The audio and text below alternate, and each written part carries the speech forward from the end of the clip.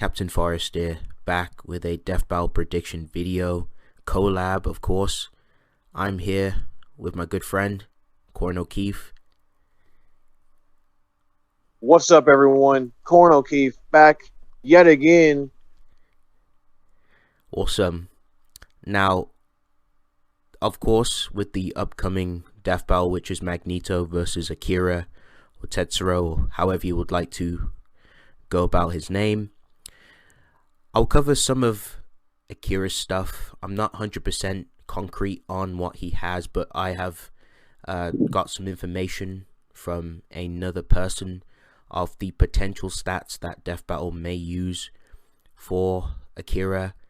And after I go over those stats, and I will talk a little bit about Magneto and what he brings to the table, because me and my good friend Korin, we're more knowledgeable on Magneto. I'll talk bits and pieces, and Korin can also chime in and give bits and pieces, and then we can just give our thoughts. So yeah, talk about Akira real quick. So the potential stats that Death Battle pretty much may use for Akira. Now for speed, they probably have him at, like, you know, a lightning timer, so lightning speed, massively hypersonic. As for like AP, could range from multi-continental to potential planet level, especially with his telekinetic powers, as he was able to like shake the planet. So it just depends on where you go about that, and whatever calcs that versus Battle Wiki have as well. So those are some of the stats that they may potentially use. He seems to use a lot of telekinesis, a lot of psychic powers, so that's pretty interesting. Now, that's pretty much for Akira.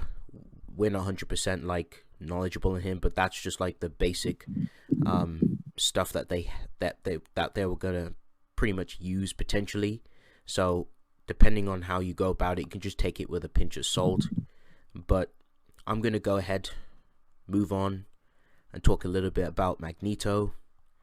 I'll talk about some of his feats and what he brings to the table.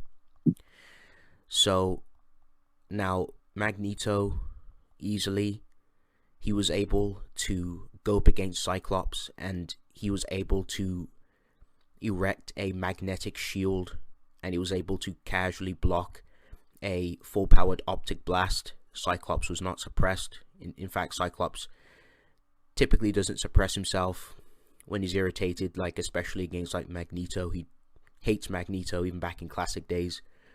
Obviously things have changed in modern, but you know, going over like their classic fights, easily being able to block a full-powered optic blast, and this very same optic blast is able to literally burn Green Scar Hulk's skin, which is very impressive. Like, it was literally pressing the Hulk, and this very same Magneto is casually able to just block it with his magnetic shields and just apply more reinforcement with his magnetic powers.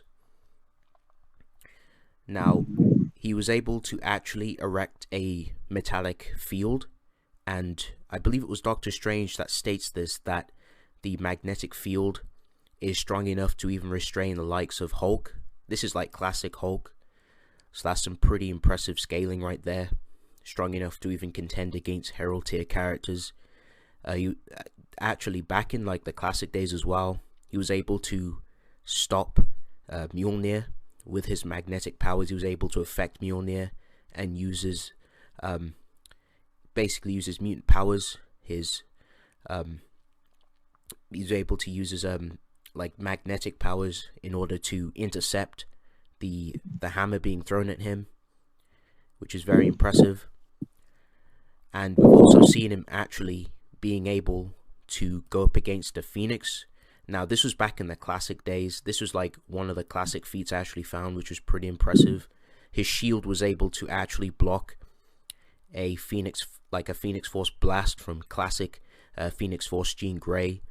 The shield was just fine. It was just getting pushed back. That was the main problem of the feat that he was having to deal with was the nasty force back, but the shield was protecting him just fine. But yeah, those are just some of the feats that he's performed that I wanted to mention. There are some more, but I'll leave that to Korin. He's more than welcome to pretty much add anything else. Now, for speed, it just depends on where you scale some of the characters. Easily like low-end feats, you know, MFTL plus, easily infinite speed, immeasurable speed even. Now, Magneto himself has reacted to Cyclops very easily with the optic blast. He's able to casually block that. He's able to go up against hero tier characters like Thor, literally scraps with Thor. Thor himself has some pretty good feats, especially being able to he was able to like travel across the universe, which is very impressive. So he's able to do that, like travel at infinite distance in like seconds. I believe it was seconds or minutes, so a finite amount of time. So that's very impressive, some infinite speed. And of course with the immeasurable speed stuff, now of course Thor himself, he's able to time travel with his own like raw speed alone. He can keep up with Surfer, who can also do the same. He's literally blitzed Surfer as well. He's actually embarrassed him in the speed department on certain occasions, so that's also impressive. And yeah, that's pretty much it for like what I have for Magneto in terms of stats.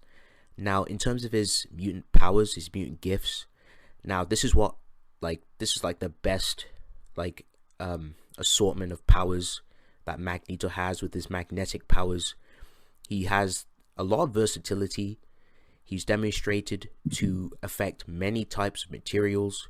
He's able to affect adamantium. He can affect, I believe he was able to even affect vibranium at one point.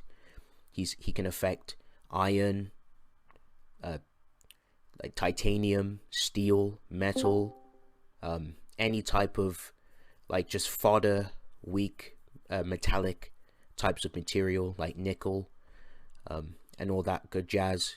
And he's able to even affect like this is how crazy his metallic powers are. He's able to even affect even rocks, because rocks contain like little traces of like iron and different types of minerals.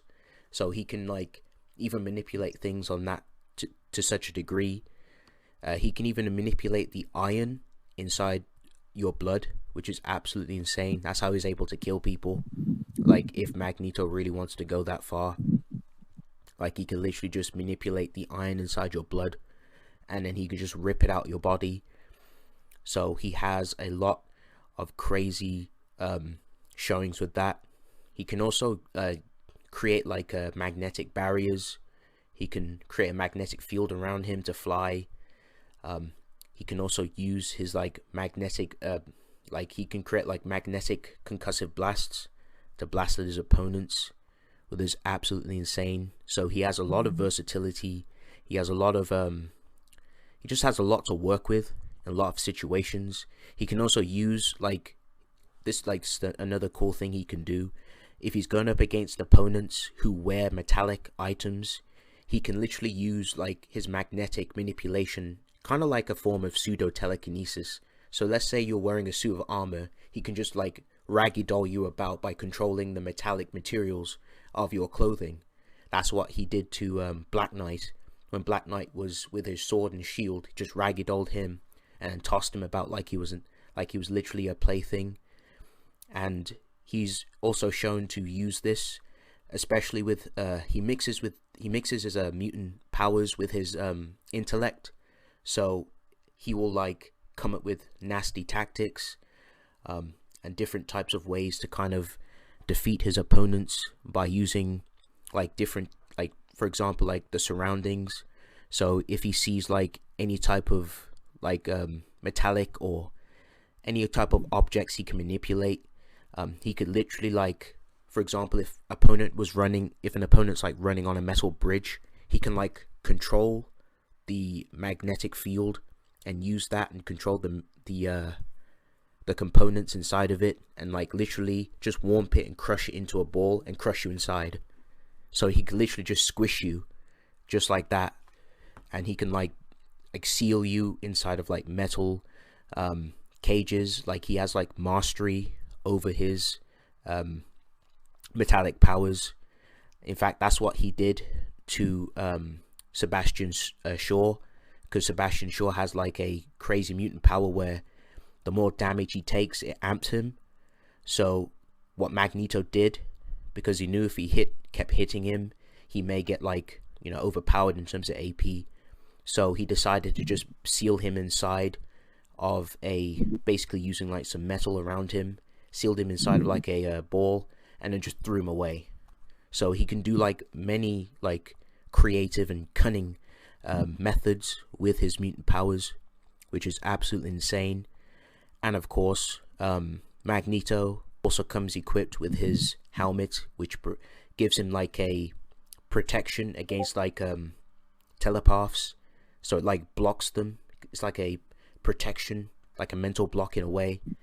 But it's as long as the helmet remains on his head, no one can't get in. Even like powerful telepaths like Charles Xavier, like his friend, he can't even get inside the mind. He has to remove the helmet to affect Magneto, otherwise they're not getting in. It's kind of similar with the Juggernaut's helmet as well, which is pretty cool. And there's just lots of ways Magneto can just use his metallic powers.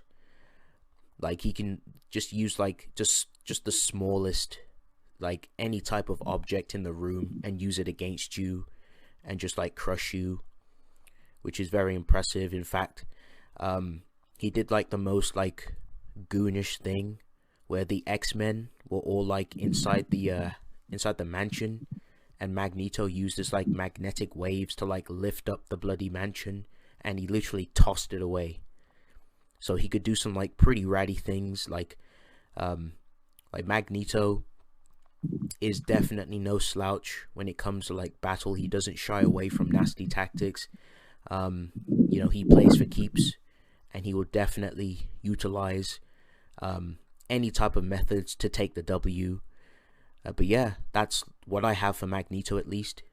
Korin is more than welcome to add anything else. All right. Phenomenal job. Phenomenal breakdown. So the first thing I'd like to bring up is Captain Forrest mentioned the adamantium manipulation, which is very impressive. And it gets even more impressive when you think about this. So, for example, the adamantium, you know, Wolverine skeleton, it's able to handle being physically attacked by characters like Hulk,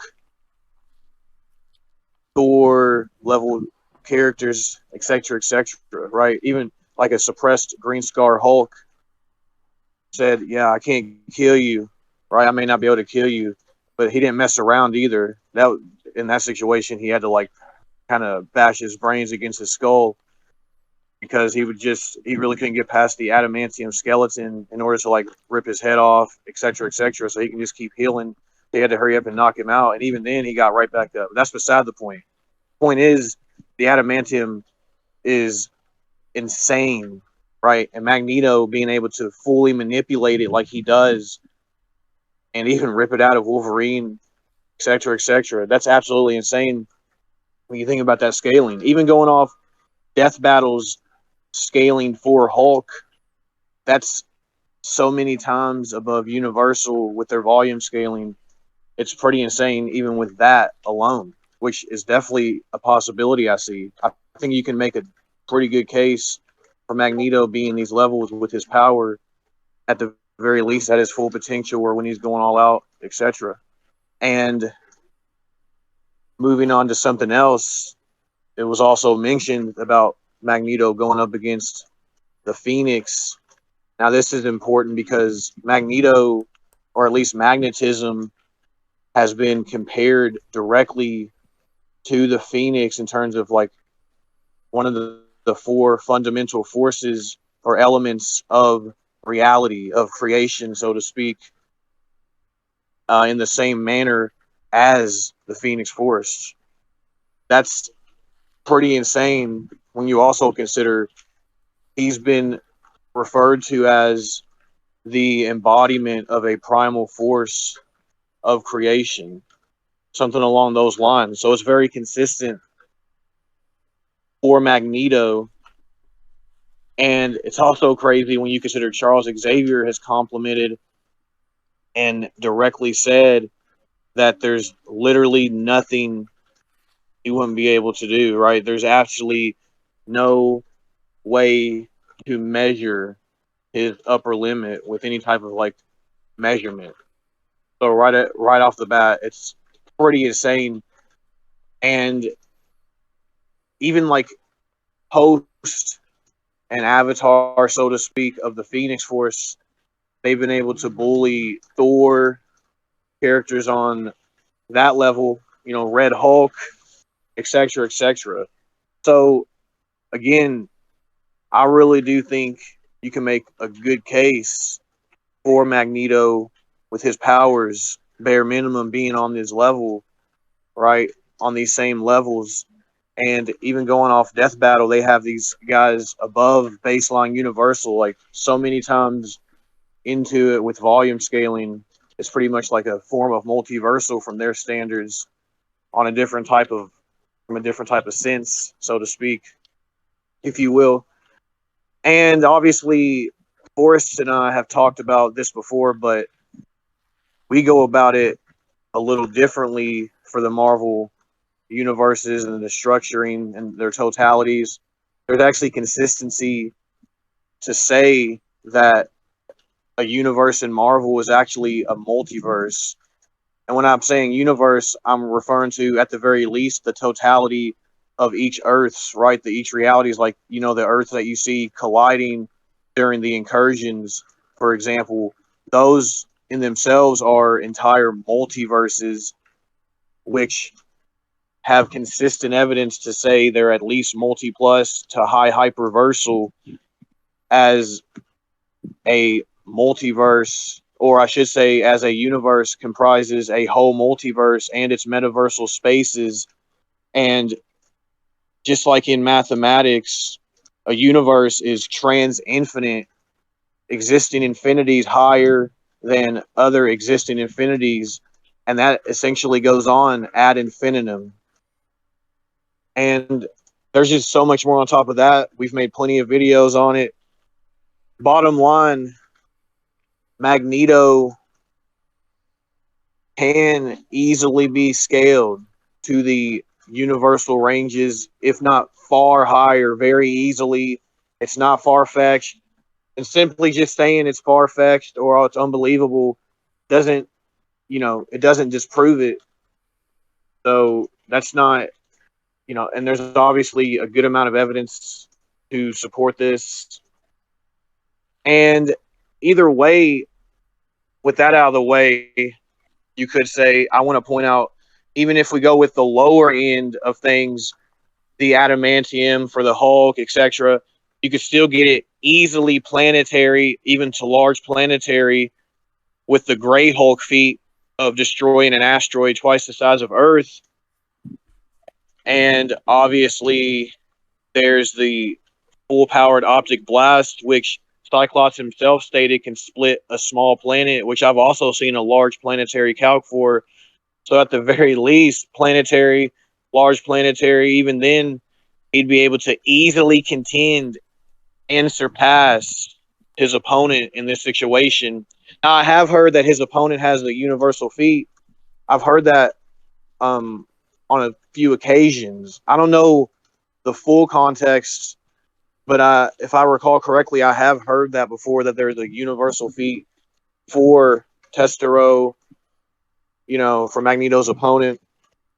So if that's the case, again, Magneto would still have universal scaling, solid stuff already from Death Battle anyways. Like, when I say solid, obviously it's solid into their, you know, database, so to speak. It's just locked in, and that's what Magneto with his powers would scale to, which isn't bad in this situation, to be honest, for him.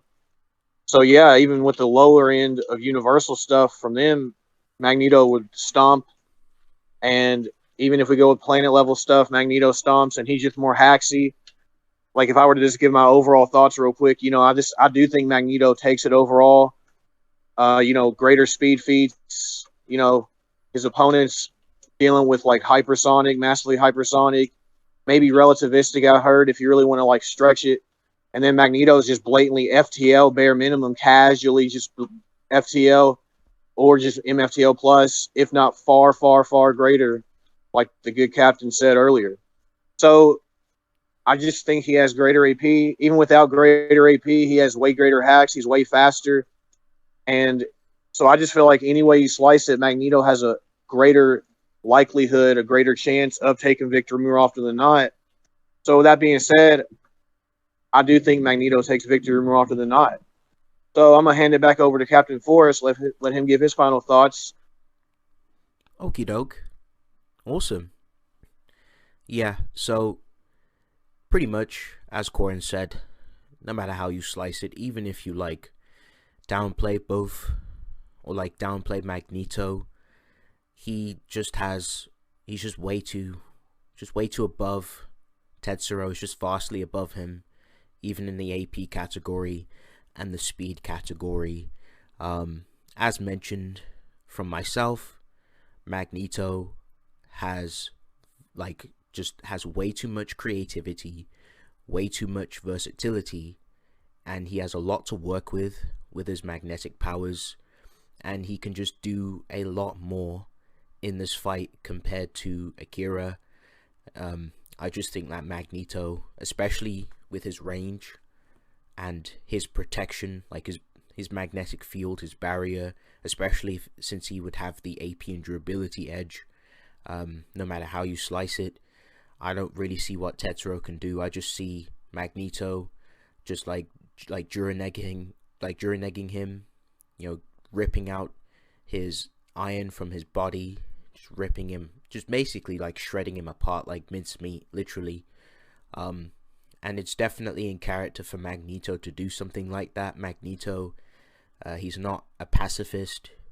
In fact, Magneto's a villain. He's always been a villain. He's always had he lives by treachery, he lives by betrayal, and he lives by using underhanded and ratty tactics to secure the victory, and he won't shy away from, you know, resorting to such underhanded tactics, and he will definitely use that in this in standard battle assumptions, and even in death battle, you know, fight to the death, and in character. So I definitely agree more often than not. No matter how you slice it, I have to give it to Magneto.